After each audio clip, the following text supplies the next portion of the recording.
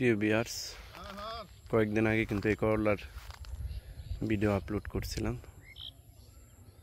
তো ওই সময় কিন্তু এত শাখা পোশাকা ছিল না। এটা পুরান বিটে চাষ করা হয়েছে এই করলা, এসআর সিডস কোম্পানির বীর করলা, এসআর সিডস কোম্পানির। তো মাঝারি টাইপের করলা এটা। এর আগে এয়ার মালিক সিডসের দুর্বার করলা করছিলাম। তো কয়েক বছর ধরে করে আসছি। তো এই দুর্বার করলার কিন্তু এখন রেজাল্ট অতটা বেটার মনে হয় না আমার কাছে। এই বুড়ি করলা কিন্তু ভালো একটা রেজাল্ট, যেহেতু পুরান বেটে কিন্তু সারটার এগুলি না দেই আমরা বপন করছি। তো অলরেডি কিন্তু করলা কিন্তু চলে আসছে এবং কিছু করলা কিন্তু সাইজে অনেকটা বড় হয়ে গেছে।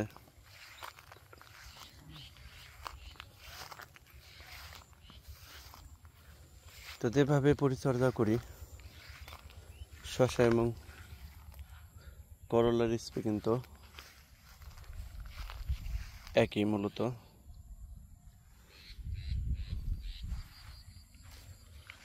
তো আজকে যেটা স্প্রে করা হবে সেটা হচ্ছে ডাইমেনশন।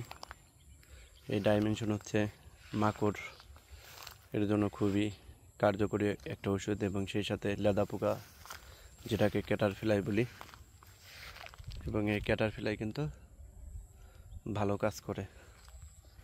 এবং ডাইমেনশনের সাথে যাবে হচ্ছে ইমিডাক্লোপিড 1/2 মিলি করে, আর ডাইমেনশন 1 মিলি করে। আর এর সাথে যাবে হচ্ছে নিস্তার, কারণ লতা জাতীয় উদ্ভিদে এই ছত্রাকনাশক সব থেকে কার্যকারী নিস্তার। সাইমোক্সানিল এবং পপিনেপ থাকে। পপিনেপ গাছের শাখা প্রশাখা কিন্তু বাড়াতে সহযোগিতা করে।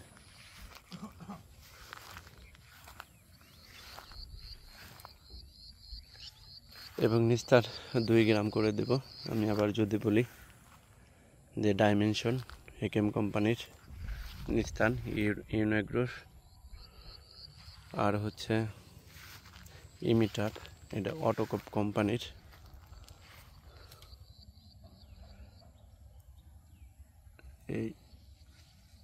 এইগুলি দিয়ে স্প্রে করে দেব। তো প্রতি সপ্তাহে একবার করলেই হয়, তো ঘন ঘন না করলে বা 10 দিন পর পর করতে পারেন গাছের অবস্থা বুঝে। তো এই জাতটা সম্বন্ধে না বললেই নয়, খুবই চমৎকার একটা জাত, যে পুরান বেডে এত সুন্দর গাছের গ্রোথ এর আগে কখনো দেখিনি। এবং ভাইরাস মুক্ত একটা গাছে কিন্তু পাচ্ছি না যে কুকড়া হয়েছে, থিপস বা মাকড়ের আক্রমণ করছে, এরকম গাছ নাই। তো নতুন একটা জাত, কিন্তু চমৎকার একটা রেজাল্ট। তো আপনি কৃষিতে সফল হওয়ার জন্য কিন্তু ভালো একটা জাত কিন্তু পূর্ব শর্ত। বীজের কারণে ধরা খেয়ে গেলে কিন্তু সেই প্রজেক্ট থেকে টাকা ওঠানো কিন্তু কঠিন হয়ে পড়ে।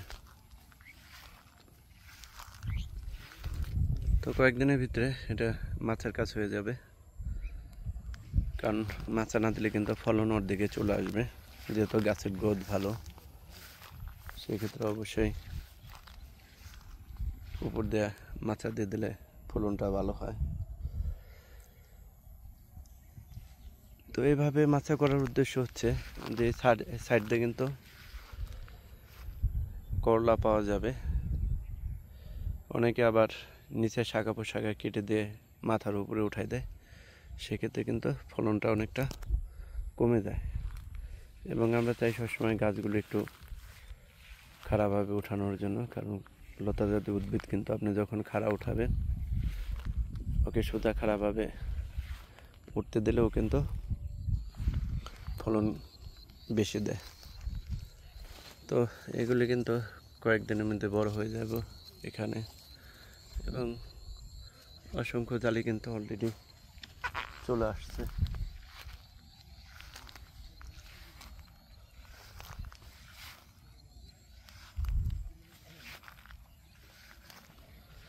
এবং বর্তমানে করলার দামও মোটামুটি বেশ খারাপ না, ভালো।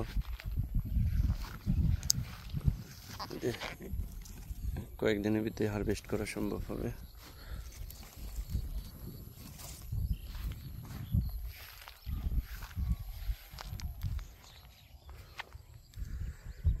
এখানে মোটামুটি 25 শতকের মতো করলা করা হয়েছে।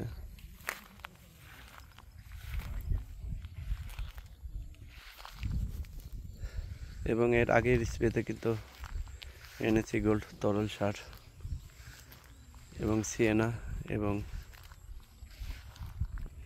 ইমিটাপ এগুলিতে স্প্রে করা হয়েছে। কারণ তরল সারটা দিলে কি হয় যে গাছের গ্রোথ ঠিক থাকে, সেই সাথে ফলের সাইজ বড় হয় এবং গাছের যে আপনার স্ত্রী ফুলের সংখ্যা বাড়ায়। তো তার আগের স্প্রেতে আমরা যেটা করছিলাম, একটা ফ্লোরা দিয়ে দিয়েছিলাম কীটনাশকের সাথে।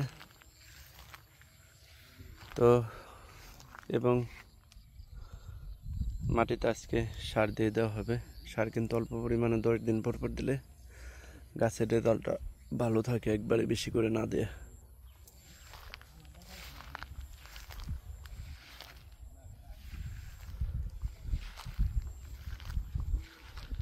তো গাছ যেহেতু মাটিতে খাবার দিলে কিন্তু সমস্ত খাবার খাইতে পারে না, এজন্য পাতায়ও কিছু সার দেওয়া লাগে, পাতায়ও কিছু খাবার দিই। সবসময় এটা নিশ্চিত করবেন কমার্শিয়ালভাবে চাষ করলে এই বিষয়গুলো অবশ্যই করবেন। আর হচ্ছে আমার ইউটিউব চ্যানেল সাবস্ক্রাইব করে রাখলে নতুন ভিডিওগুলো পেতে সুবিধা হবে। ভালো লাগলে করবেন সাবস্ক্রাইব, না করলে না ভালো লাগলে করার দরকার নাই। আর ডিসক্রিপশন বক্সে কিন্তু নাম্বার দেওয়া আছে আমার, এবং পরামর্শ পাওয়ার জন্য ফোন করতে পারেন। আশা করি এই ভিডিওগুলো দেখলে কোথাও ট্রেনিং করা লাগবে না। তো এগুলো দেখে দেখেই নতুন যারা চাষি আছে কৃষিতে স্বনির্ভরশীল হওয়া সম্ভব। কেউ যদি সুন্দর মতো ভালো বিনিয়োগ করেন, কৃষিতে ভালো একটা এখনও প্রফিট করা সম্ভব। আর যদি একবার মনোযোগ আসলো, একবার আসলো না, এভাবে করলে কিন্তু কৃষি না করাই ভালো। কারণ 4-5টা ম্যানেজমেন্ট আপনি ঠিক রাখা লাগবে। সার ব্যবস্থাপনা, পোকামাকড় দমন, পানি, মাচা, এগুলো আপনি যথাযথভাবে ঠিক রাখলে কৃষিতে ভালো একটা প্রফিট করা সম্ভব।